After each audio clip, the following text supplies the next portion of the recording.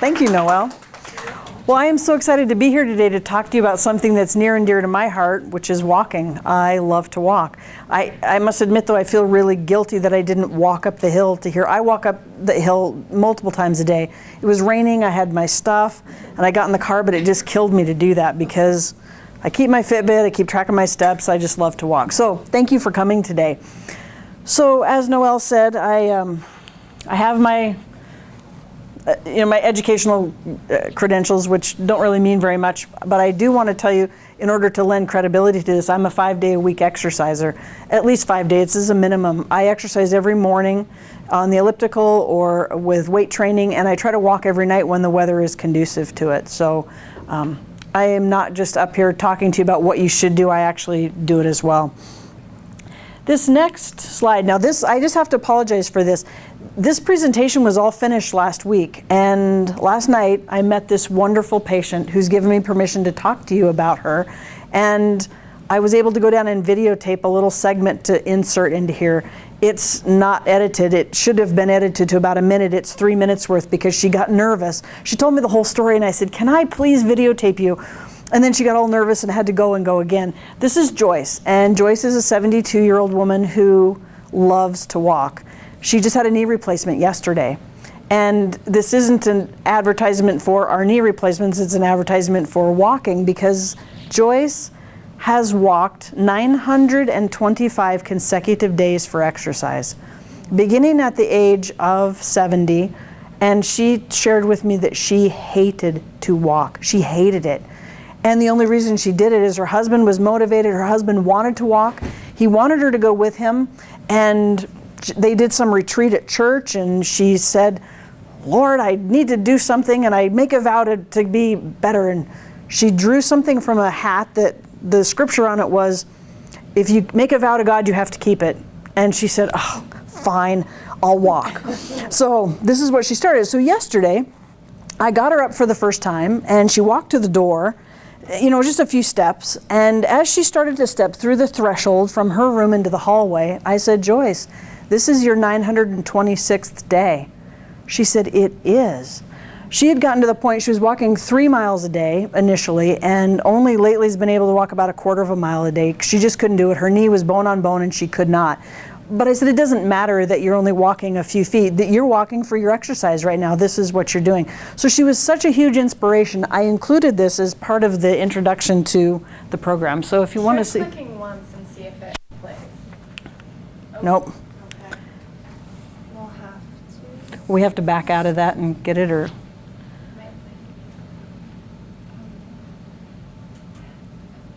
Okay, we have no sound now at all. Which I certainly did and will again. Anybody can do this. My mindset was awful.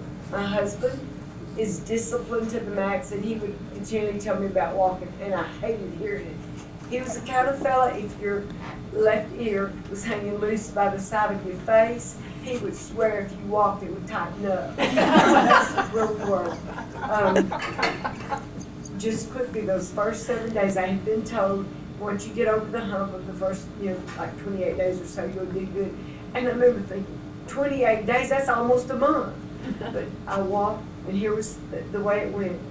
Day 1 done, almost fun. Day 2, whoop-de-doo, I'm through. Day 3, I'm sore.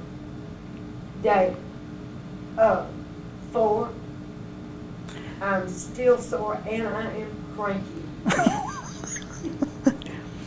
And she gets mixed up here, and that's why I should have edited it, but I didn't have time. One time. Day 1, done, almost fun. Day 2, do, I'm through.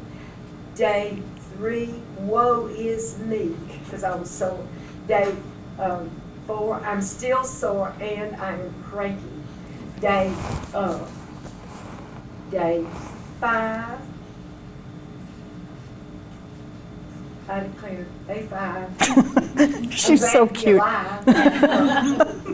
And day 6, Jerry Wayne had gone. I've only said this 1,000 times. Anyway, day 6,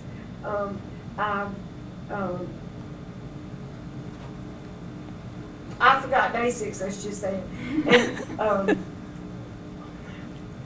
day, oh yeah, I don't want to forget day 6. You know what? Day 6 was my husband was away on a fishing trip, and I'm walking our neighborhood. It's pretty, but it's real hilly. And I remember thinking, are you nuts? You could be home sitting in your recliner eating fudge all day. Who knows the difference? And I said, no, got to do it. So the 7th day, folks, the 7th day was the turning point when my whole attitude changed from this girl that hated to walk, thinking how blessed I am, how fortunate I am that I can walk, that I've got great help. I only take vitamins, you know. So good luck to all of you, and if I can do it, you most certainly. You most certainly can. She's fantastic, and I just really appreciate the fact that she could lead into this talk today. If anybody in the entire room has a doubt about exercising, this is a woman who's overcome a lot. Her hate of exercise and walking, and her significant disability with her knee replacement. And she's able to just go forward now. So very excited about that. So the nice thing about walking for exercise, you don't need much. You need shoes. You need socks, you need some proper clothing for the weather, you need the great outdoors or a treadmill, and you need some motivation. Probably the hardest thing to come up with is the motivation to do this every day. I gotta say that's pretty tough.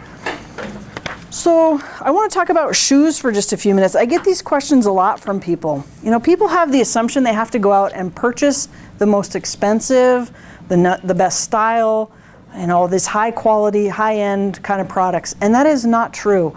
I want to show you a couple of things with shoes that you should look for when you're purchasing them. I've got some props here. So you need to make sure that your shoes are supportive. This shoe is not supportive. This shoe I can fold up and put in my pocket. This should not be on your foot for exercising. This might be okay if you're trying to look good somewhere where you don't have to walk very much.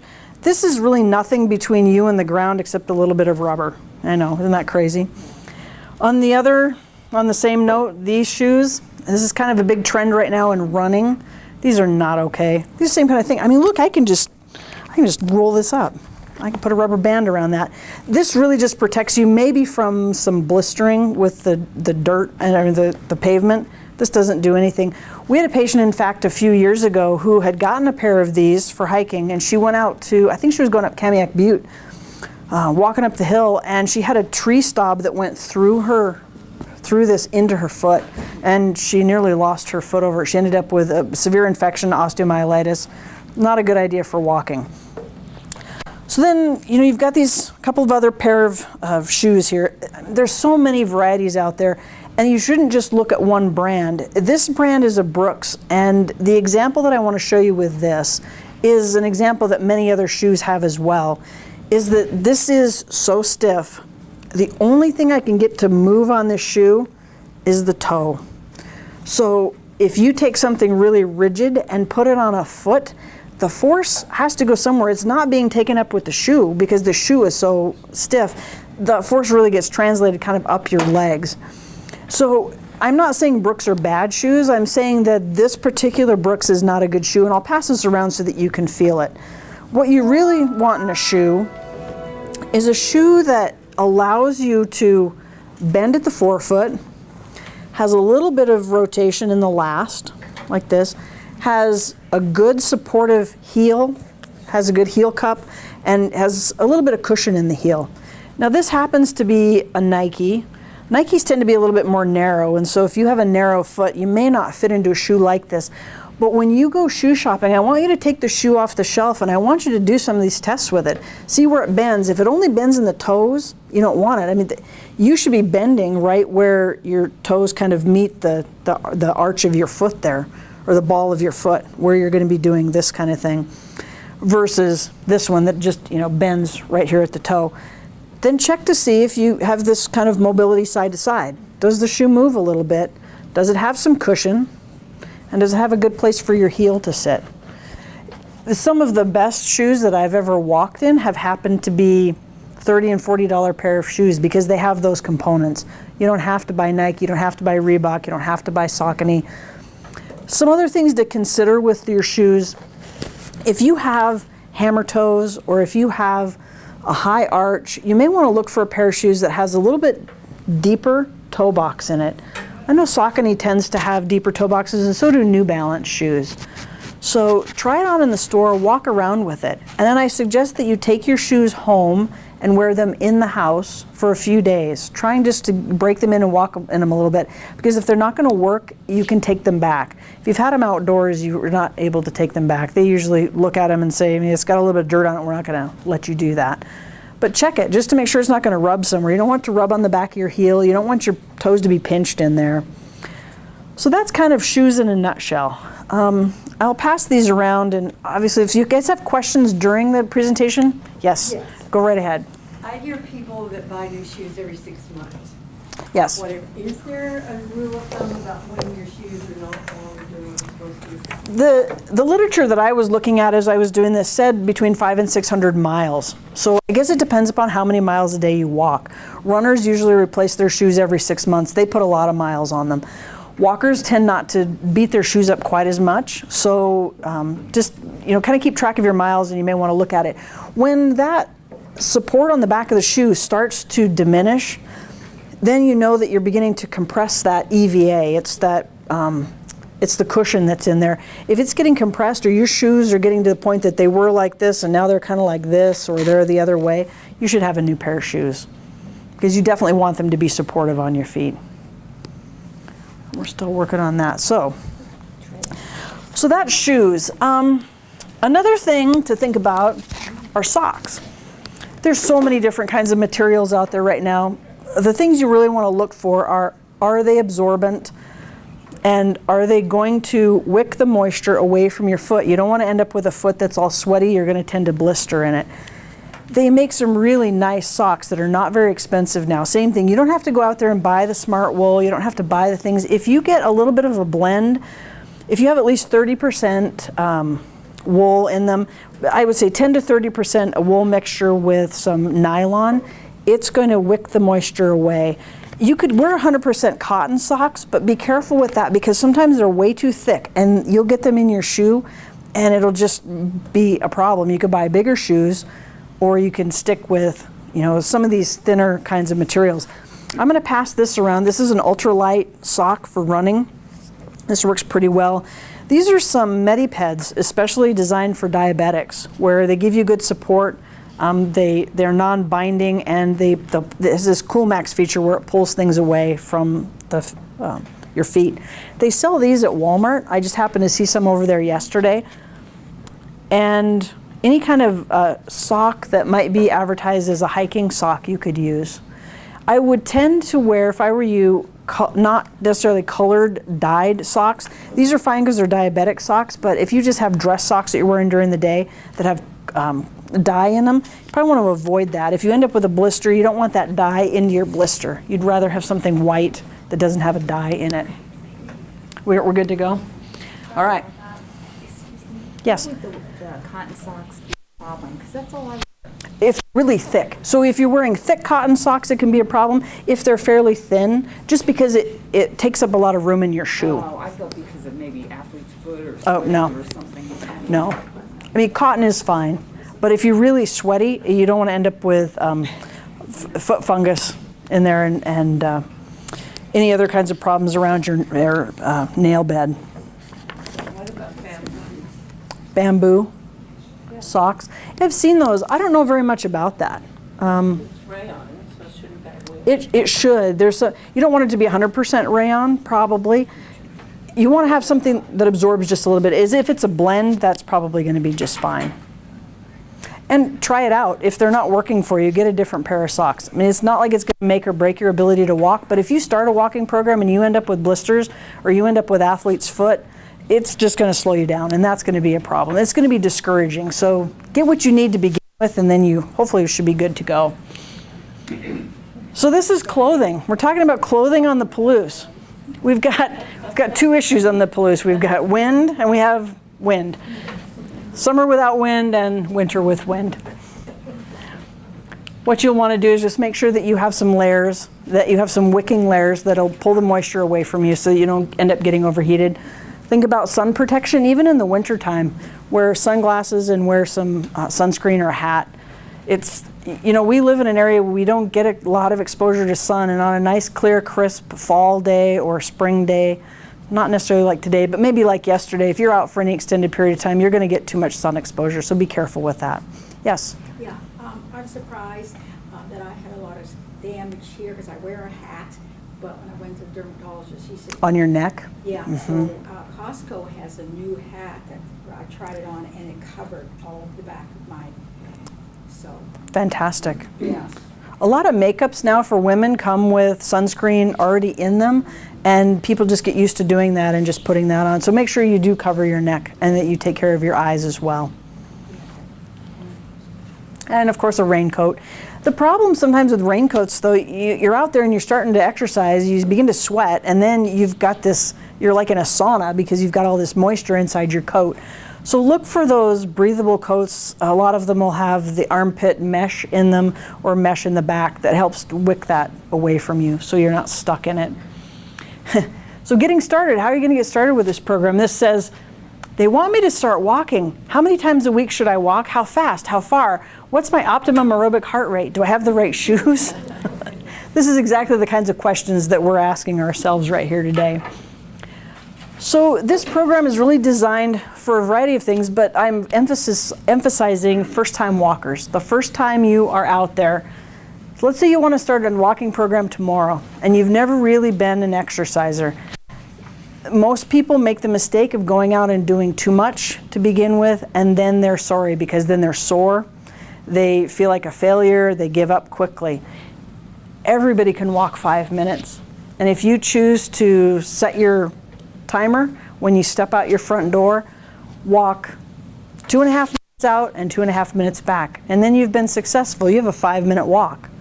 The next day you may want to bump it up a little bit, and I have a chart that I've included in here about starting a walking program, just kind of a little diagram that tells you about walking. This one starts at 15 minutes, but you can certainly start at 5 minutes and do the same type of thing and work up to that.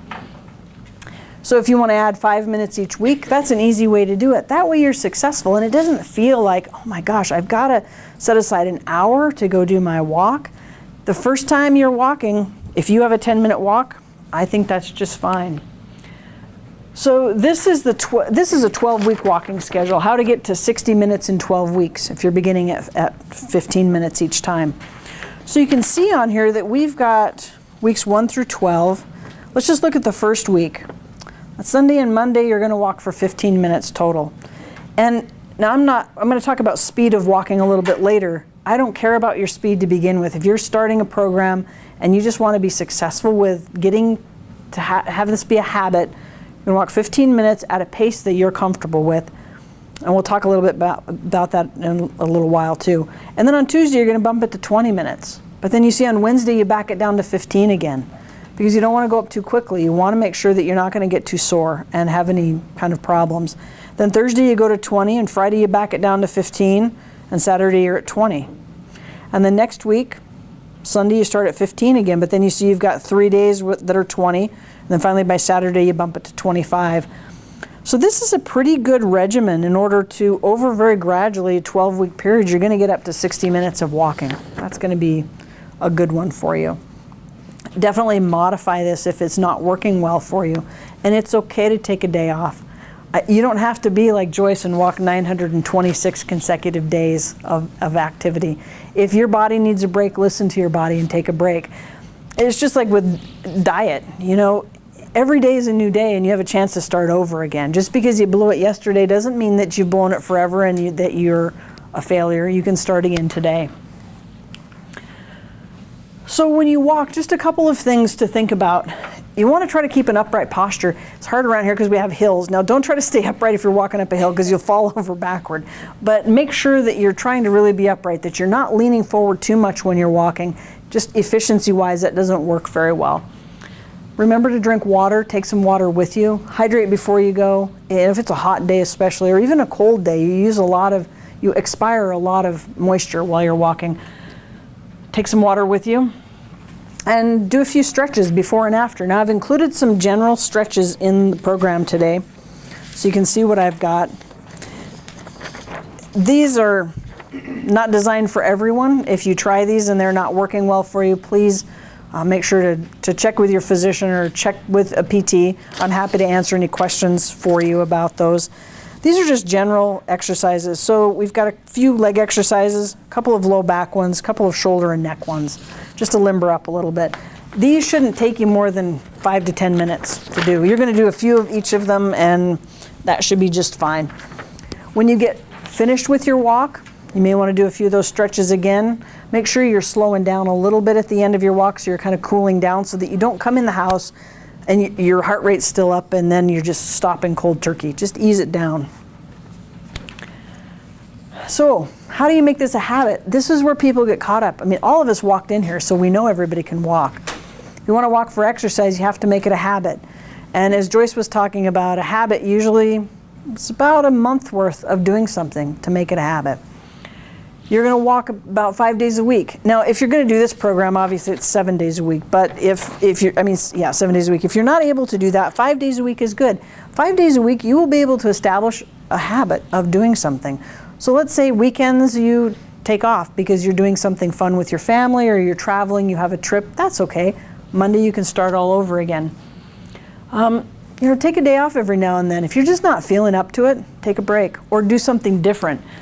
If you get tired, stick to last week's schedule. Find a walking buddy. That's always fun because they help keep you accountable. When you're having a down day, hopefully they're having an up day and you guys don't talk each other into not doing it, that someone calls you and says, hey, come on, let's go. Let's go for a walk today. The other good way to be able to form a habit is to have a pet, like a dog, that you can take for a walk, because those dogs want to go for a walk all the time. And so it forces you to get out and do something. So this gal is taking her dog for a walk. I don't know exactly how she has that dog strapped on there. It just looks like a little fanny pack that she stuck the dog through. But she's pretty serious. She's out there walking and she's going. So I get questions a lot about power walking versus fitness walking. You guys have probably all seen the power walkers out there, and they're going. Their arms are swinging, they are head down, and they're walking hard. That's good exercise, but it's pretty hard on your joints. I looked at some studies while I was putting this together, and it shows that a lot of joint compression with power walking is pretty similar to jogging. And jogging's pretty hard on your joints. It's good for your aerobic capacity, it's good for bone density, all those things that go along with exercise and walking. But if you're a person that really shouldn't be doing that kind of power walking, then you're going to want to do fitness walking. So the differences are, there's that exaggerated pattern with fitness or with power walking, this thing here, and the huge steps and the slamming your heel down. That's not good for you. The fitness walking, you do use your upper body because that's part of the aerobic component, but it's probably about half the movement of the power walking position. As I said, it's linked with overuse injuries, not as many injuries when you're doing a regular fitness walking. You really pound the pavement with power walking. It still tones the muscles in the buttocks and the upper back and the thighs, but it's not as intense. And amazingly, it burns close to the same number of calories as the power walking does. There's a little bit of a difference. It's not that bad. So, you're going to be able to keep your body going for longer periods of time because you're not going to have those injuries that are associated with the power walk. That was a real fad quite a few years ago, probably about 15 years ago, and I still see some people do it. I don't know how many are even out there anymore, but it's not as good for you.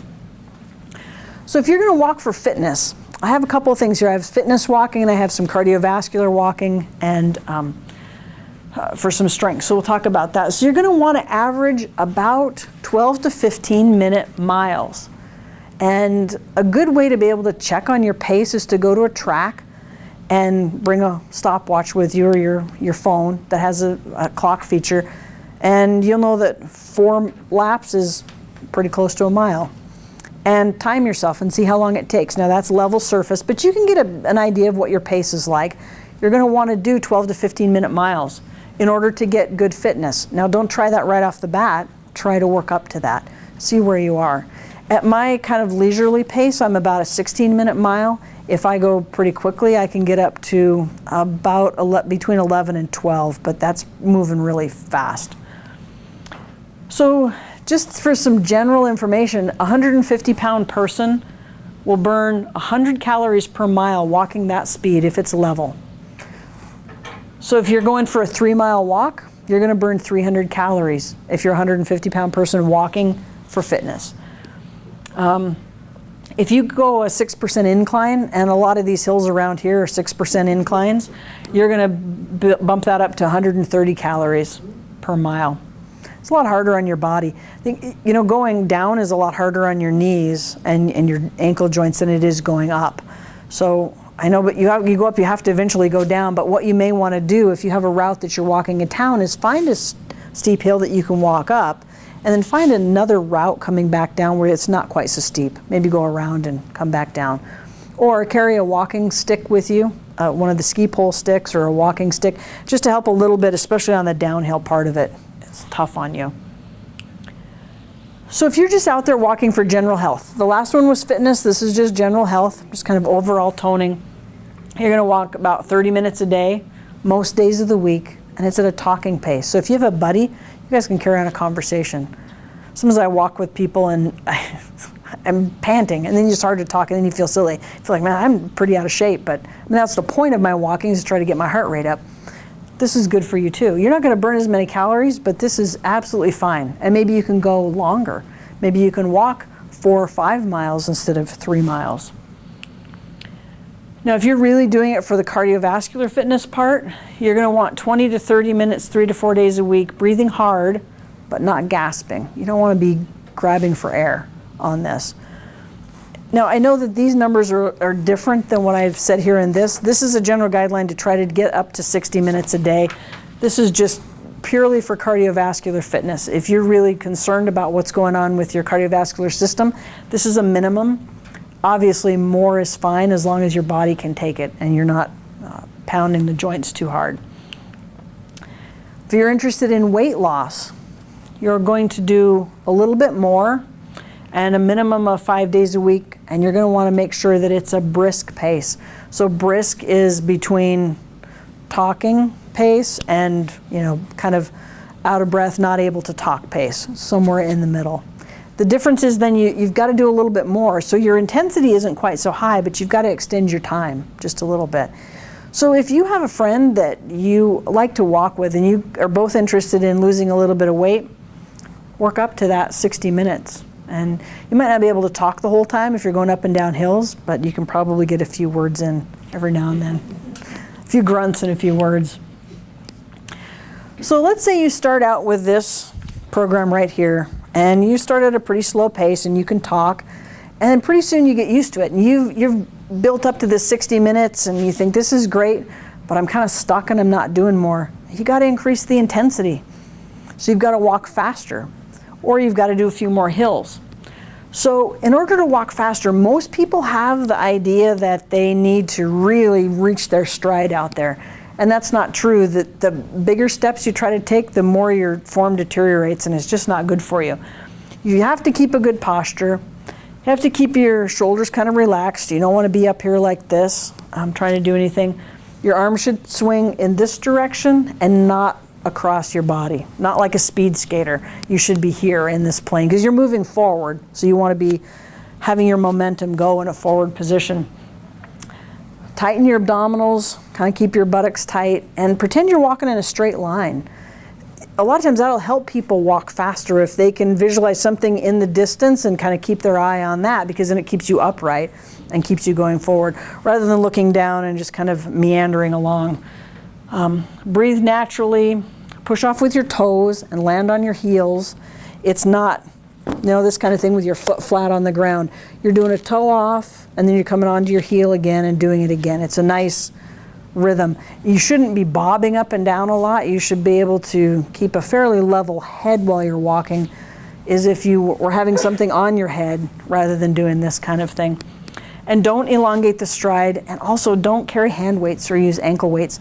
Lots of people do that. I see people do that, and the reason that you don't want to do that for walking fitness is that it's just going to slow you down. It just adds more weight to be able to pull you down.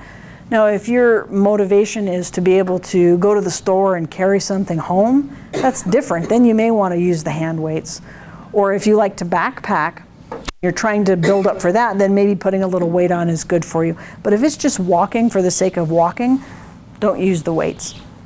You can use them if you're on a treadmill, for instance, and you're trying to build up a little bit of arm, that's okay to do. But know that the weights are for your arms, and it's not really for the benefit of the walking part of it.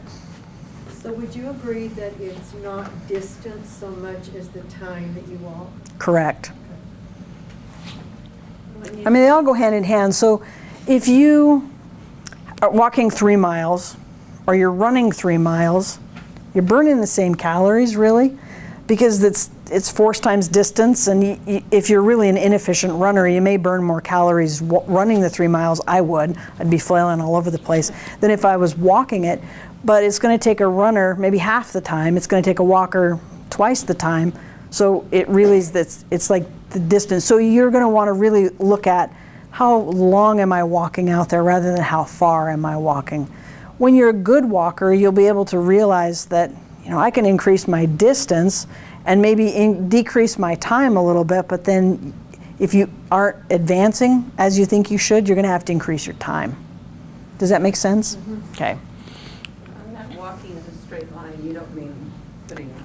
No, I don't mean putting one foot right in front of the other. I just mean, you know, not doing this kind of thing as you're walking down the road, not this kind of little saunter. You have a purpose and you're going for some point in the distance.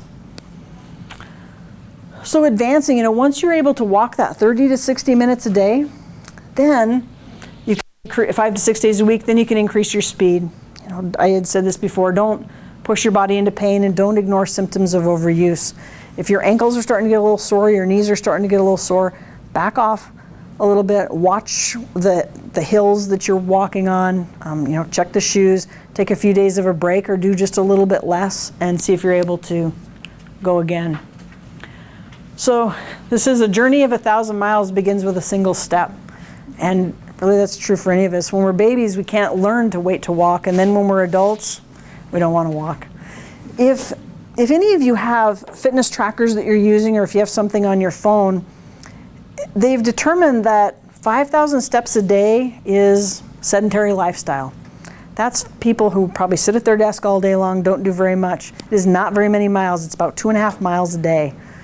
And for good health, they recommend really a minimum of about 10,000 steps a day, which is 5 miles.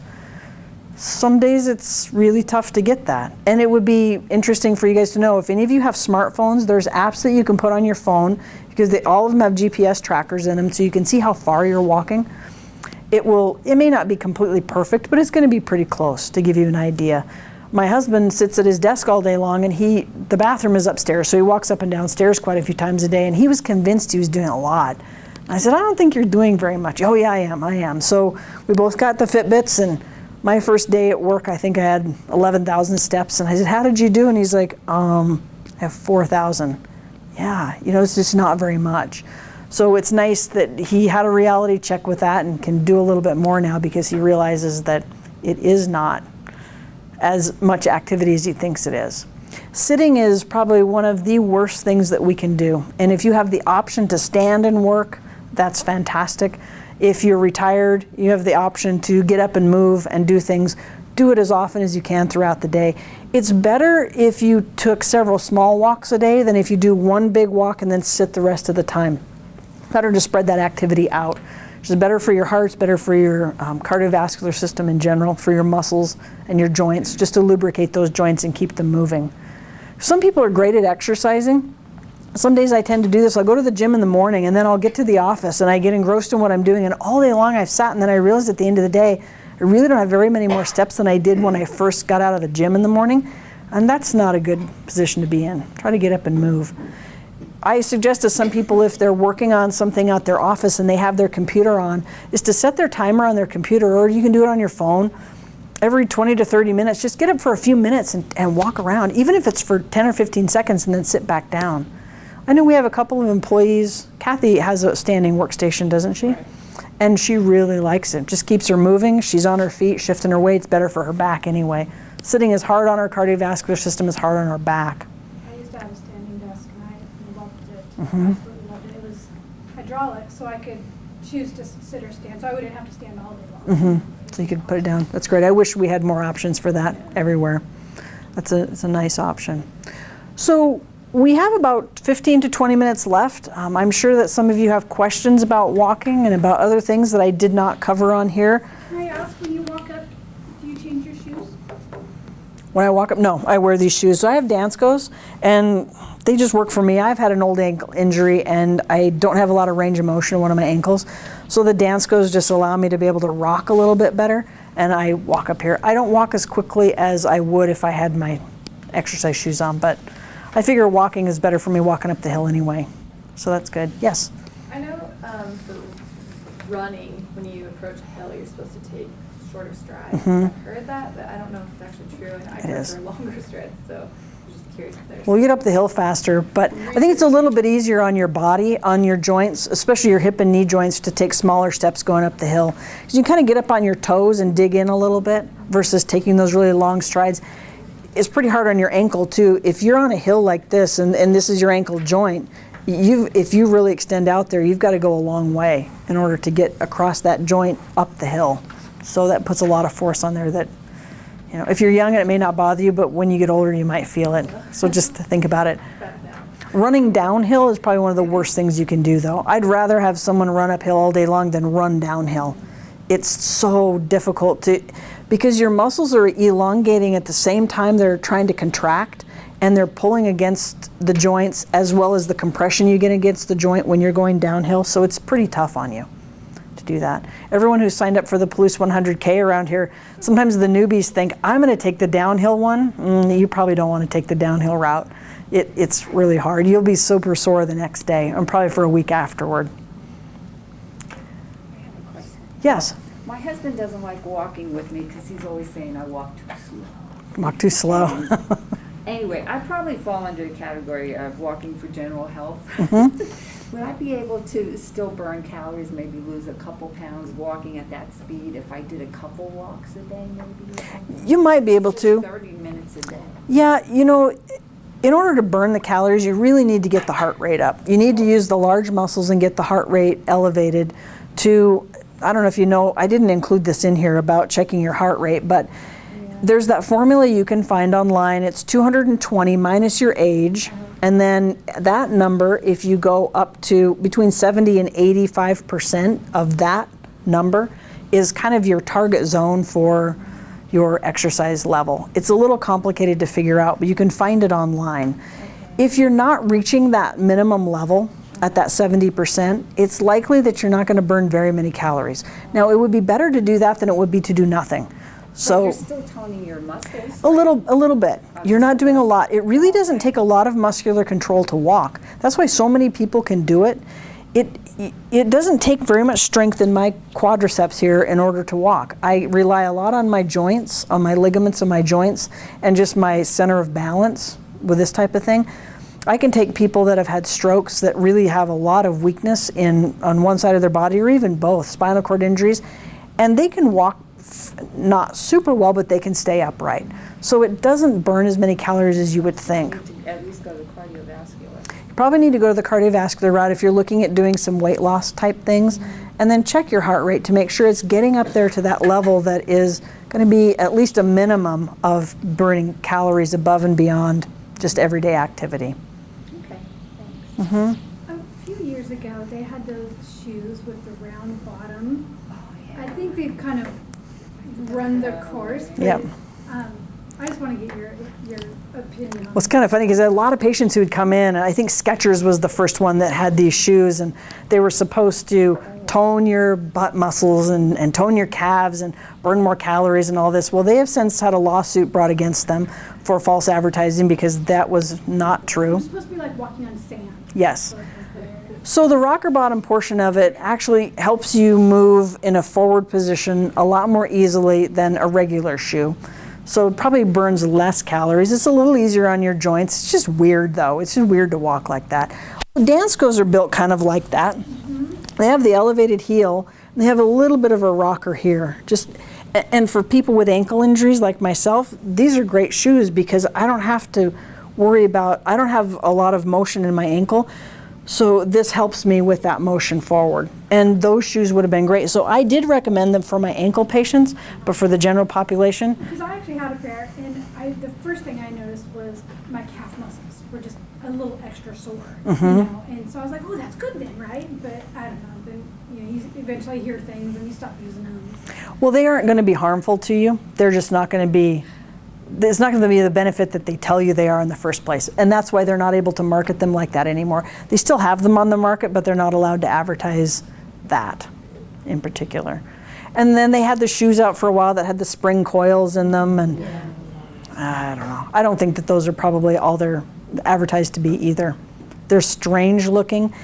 And a lot of this new material in these shoes that have this EVA, they're really nice kind of compression and pressure relief with this foam. It takes up a lot of force, probably as much or more than those springs did. The springs were just springs, and then the springs would break down. This breaks down too with time, but the newer materials are pretty good. So yes. Can you talk about pavement and the type of places you should walk? You know, anytime you get a really hard surface, it's going to be much more difficult on the joints because you've got, the force has to go somewhere. If you're putting your body force into the ground, that ground reaction force is coming back up through you. So if you're on something hard like pavement, it's going to be harder on your joints. But realistically, there's not a lot of places that you can probably go where you can walk that isn't going to be pavement. Now, if you go hiking up Kamiak, that's nice. You don't have the pavement that you have to worry about. But in town, there's really not a lot of options. So the school tracks, I think both of them at Lincoln Middle School and at the high school have that rubberized component in them, and it really provides a lot of cushion and stress relief. If you're just starting with walking and you already have orthopedic issues, try walking on the track. It's kind of boring. You probably want a friend, or you want to probably plug your music in or do something while you're walking to make it a little less boring. But you'll probably get tired of that quickly, and then you'll want to go to something else. Anything else? How about walking on a treadmill? Is that? Walking on the treadmill is great. I think it's a little easier in terms of calorie burning to do treadmill work than it is to do real walking, because the treadmill does a little bit of the work for you. You can kind of relax and let the treadmill pull you back before you come forward again, versus when you're walking, you've got to actually propel yourself. So there's a little difference, not as much. I think it's okay in the winter time if you don't have an option to go outside to use the treadmill. If you just really like to do that, I just think it's more enjoyable to be outside. Yeah, But in terms of the real rainy day. yep, do that. Mix it up a little bit. Then sometimes people like to watch TV while they're walking on the treadmill because they're doing something else. But you really want to, if you want to make it a habit, you have to learn to like it. You know, go back to Joyce, who hated it, and then after day 7, she's like, I can do this, and now she wants to do it every day. And this is a person who hated exercise. It was like a 4-letter word to her. And now she's, you know, you get the benefit of feeling better. Oh, the thing I didn't tell you about Joyce is that she lost 40 pounds doing it. 40 pounds. And she's put on a little bit more, she said, because she was not able to exercise as much as she could because her joint was so bad. But she's going to go back out as soon as she can and start taking that off again. And that was over a 2.5-year period. You know, it didn't happen overnight. It just happened because she was consistent and did it every day. But the most she ever walked in any one day was 3 miles. So that tells you the power of doing that. And she may have adjusted her diet as well. But that's great. If you want to make it a habit, though, you have to get to the point that you really miss it when you're not doing it because of the benefits that it provides for you. You know, the cardiovascular benefit, kind of that endorphin level that gets built up when you start to exercise, those good chemicals that come into your system and make you feel good, and just the sense of accomplishment. It's like, I can do this. This is great. And I want to keep doing it for my health. You have the long view of what's happening with your health and your body rather than the short-term benefit of, you know, tomorrow or the next day, but look a year out. Say, what is this going to do for me? I guess, I don't know when this study came out or if it's still relevant, but I guess that's my question is, they said that walking at like it's a lower or like a moderate level activity, you burn more fat than some of these high level cardio. And I guess I just wanted to, it's a little bit confusing and I feel like it's a common misconception. I mean, I took exercise science and I still don't really know if it's true. So I just want to know your thoughts on that. I think probably what they were talking about is when you're in that fat burn zone, is that your intensity is a little bit less, but your duration is longer. That your heart rate is kind of in that mid 70 to 80% maximum heart rate zone, then getting up to the 85 to 90%, which is really that extreme intense exercise where you're doing more muscle work, but you're really not burning as many fat calories. I don't know, Dr. Caggiano, do you have any thoughts on that?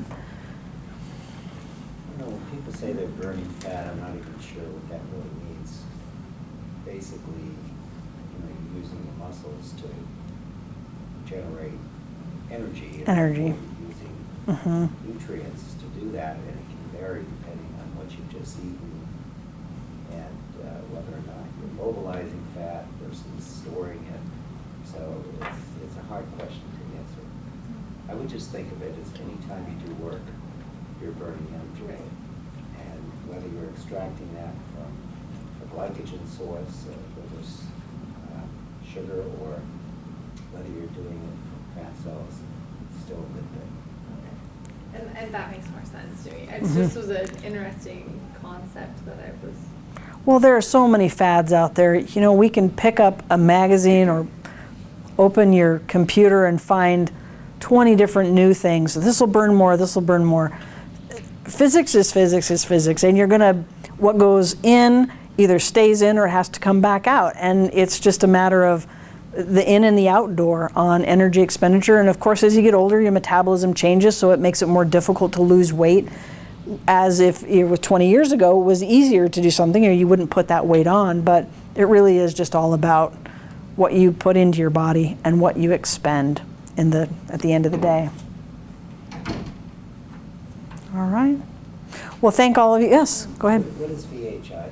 Oh, I'm sorry. VHI is the program that is these exercise sheets. VHI, Visual Health Information, I think is the name of it. So the exercises came from that. Most of the information in my program came directly from the walking site. I would suggest you guys go to that. They've got a lot of other information in there. There's lots of links to different things, and it's not a scientific-based site by any means. It's for the general population, but they link a lot of articles to research that's been done on lots of different topics.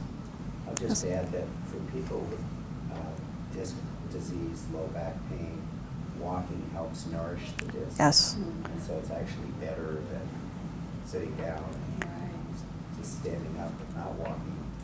And for Absolutely. osteoarthritis, there can be some biomechanical factors that have to be taken into consideration, but it probably reduces the overall progression of osteoarthritis as opposed to common misconception is that I'll make my arthritis worse.